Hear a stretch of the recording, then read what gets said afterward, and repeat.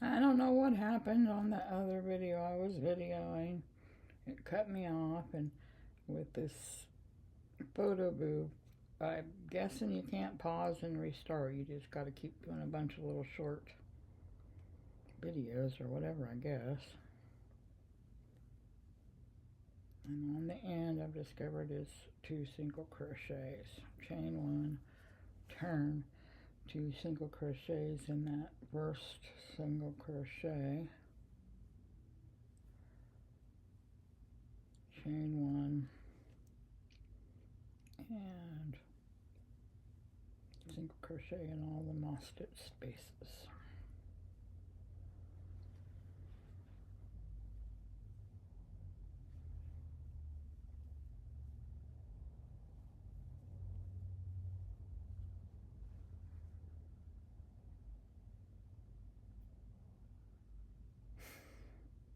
I just can't hardly see the stitches versus the spaces, and sometimes I split the stitches because of the color this is.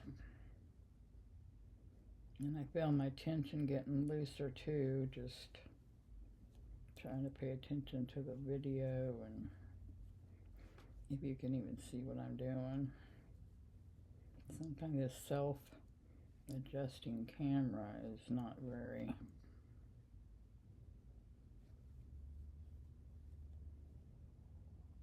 good, actually. I mean, I like it when it does a close-up, so I can definitely see what you can definitely see what I'm doing, but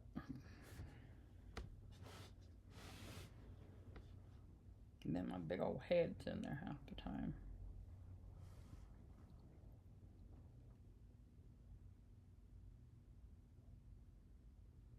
So you can really see my spaces now, because like I said, my tension's getting really loose and bad.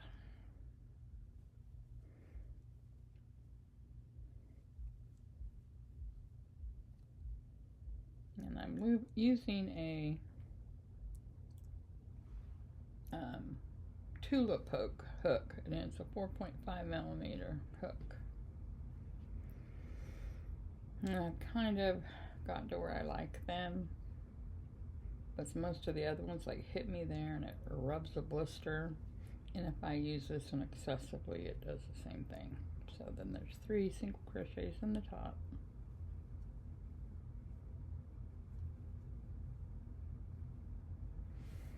Oh, I gotta readjust myself because this chair is not the most comfortable thing in the world. Oop, about knocked the camera over.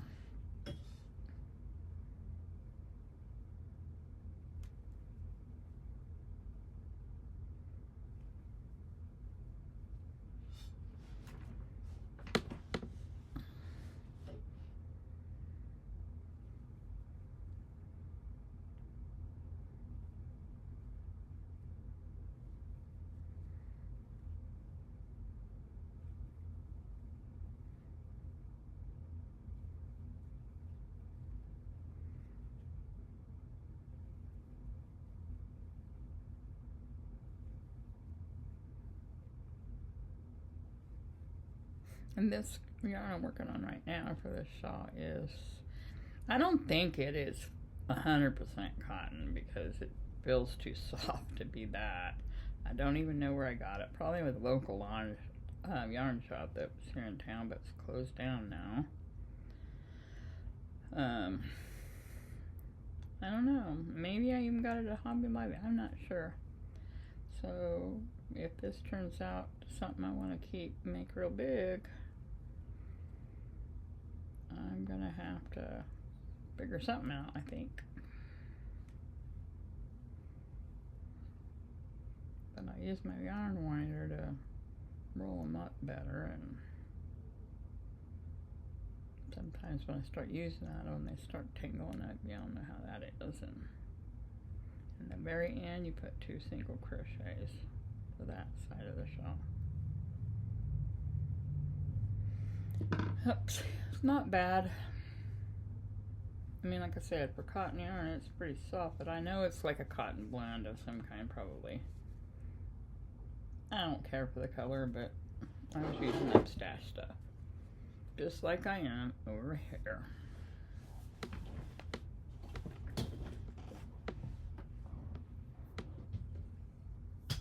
I'm gonna move this thing because I keep about knocking it down. So this one is like some scrap yarn as well.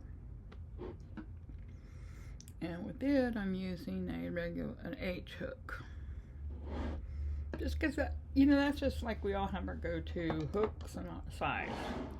It's kind of like, they always say use an I with, you know, worsted for, but to me, I don't like that. Because I already crochet loose anyway. And so this one is one I'm wanting to do. I thought I'd either do a scarf out of it, or I wanted to kind of figure out a different way to do panels where I could just do these long panels and then do a second long panel and put it together. But I don't want to put them together with just whip stitching because I hate that. I don't want to do the master join because, you know, I would like to be able to join as I go if I could, you know, just like connect here and chain, because this one I chained 50, I believe, not quite sure, and then come back and be able to hook it here and then go up. Or I don't know that putting a border around it and then adding it that way on your border round you would connect them.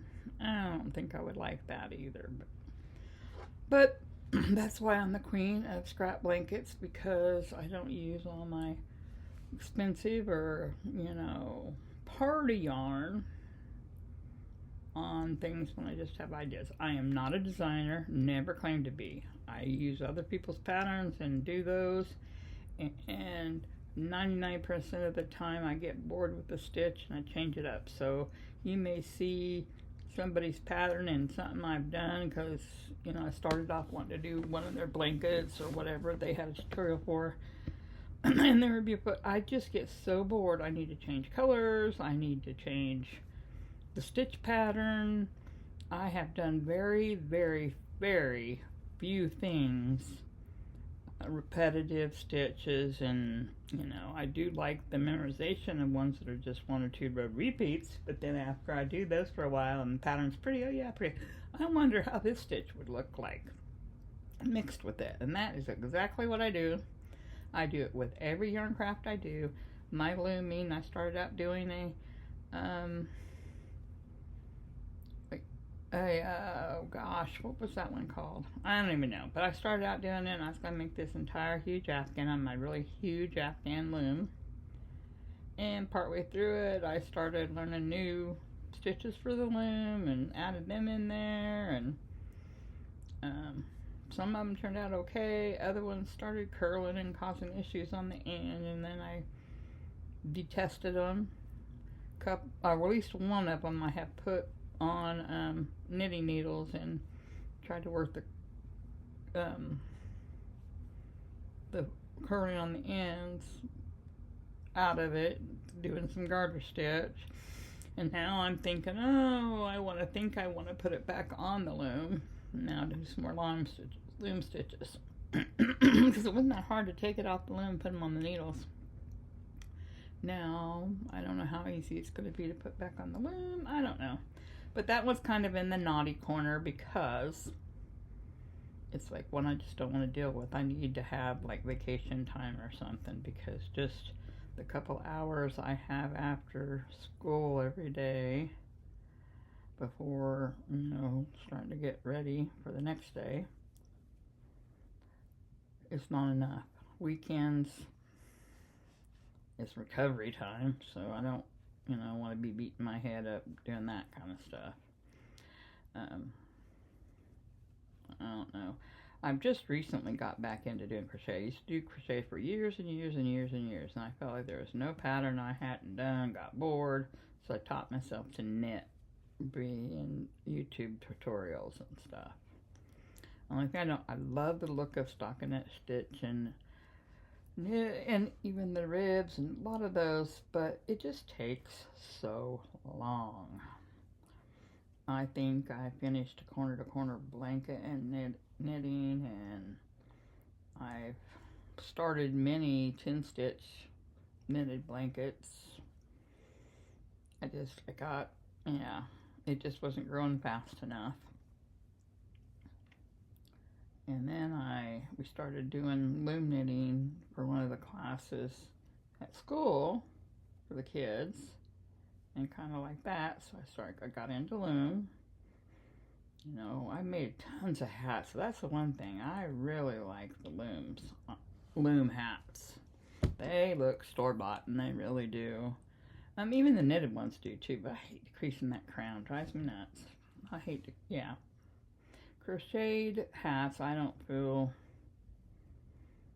look very nice because they're just gappy. You can even do it with a single crochet and it just appears gappy and something, you know, Grandma Iris made in the 1920s or something. I don't know. There's some things I'm just real picky about, other things not so much. Like the color matching, not a problem for me. Now, a friend wanted me to make a blanket of just purple and yellow and the virus stitch, and I did. It was big enough to fit a queen-size bed. I still, to this day, don't really want to use yellow and purple together. It's a huge blanket. They paid me, you know, they even bought the yarn for me and paid me for my time. And so, but they were kind of wishing they had taken my advice and put some white in between. They were doing it for, I think, LSU colors or something.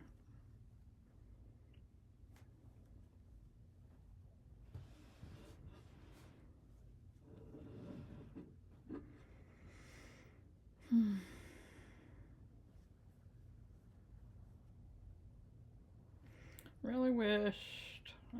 I think I'm gonna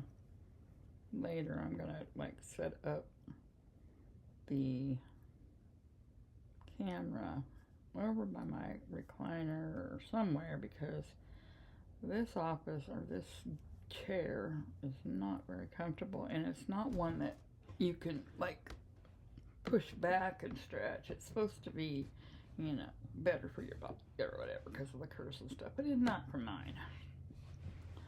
See, this is all I have left of this color. I got some other ones that are similar, so, you know, I think it'd make a nice scarf. But like I said, it says to use an I on here, and I'm using an H, and I just feel like it's got a lot of stretch to it still. So hopefully it'll work out how I want it to.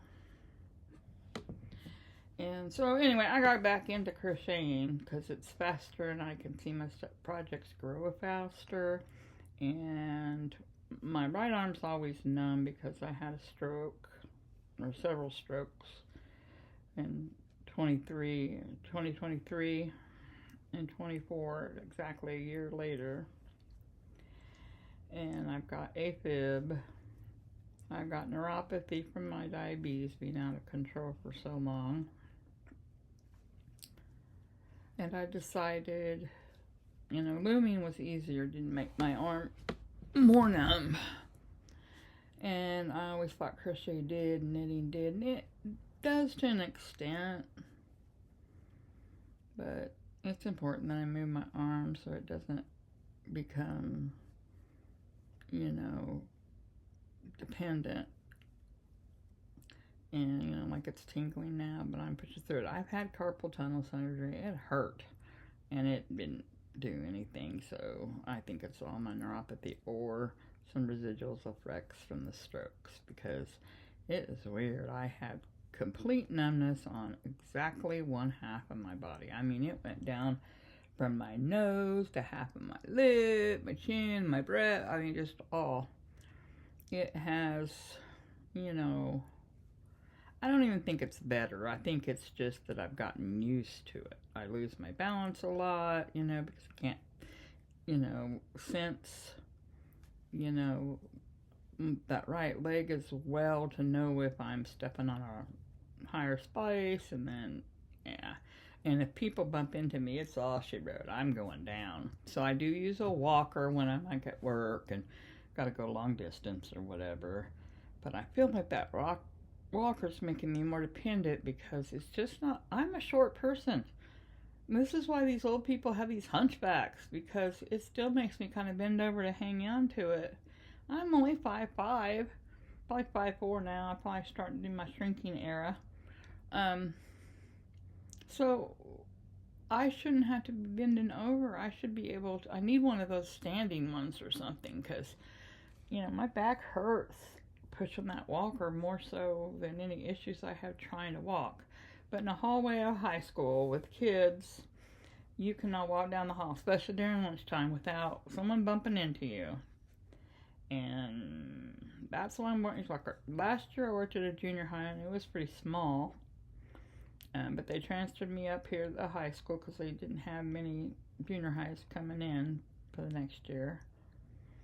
And I could get around there without my walker. The only place I took the walker to is when I went to the gym, because I have to walk like laps with the kids sometimes, or just because. And I didn't even always do that. So, but the high school, it's different because that campus is set up like a college, in my opinion. There's buildings all over different areas. You know, the tech building and the, you know, main office. Then you got to, you know, yeah. So I take it for my own protection, I guess, and so the coworkers will freak out when I about fall. My coworkers do take pretty darn good care of me, actually. They're understanding with my limitations. I've worked there for 15 years. They know I'm, you know, just happen to decrease my ability. I mean, do what I can do, and they know there's nothing they ask me that I can physically do, I'll do. It's just I'm my worst worst enemy. I sometimes try to do things I shouldn't be doing, like stupidly climbing up on a chair to get something down or whatever. So I'm glad that somebody's there to look out for me, because I don't like to admit I can't do things. That's the hardest part. I mean, it's not that I can't do them, it's that people got to see that I can't. And then I feel guilty because, you know, this is my job. Anyway, enough rambling about all that. That's how this one's looking now. If anybody's ever done moss stitch and like put panels together, please email me or message me on this or something, because I really would like to know how to do it, because I have a feeling I'm going to get this long enough for a blanket, and then I'm going to try it and it's not going to work. But I guess with it being this wide, I can just decide it's a you know, a long scarf or something. Anyway, I'm going to go sit somewhere where it's more comfortable to do my crafting, so maybe I'll video it from there if I can get the camera over there, maybe not, I don't know. Talk to y'all later.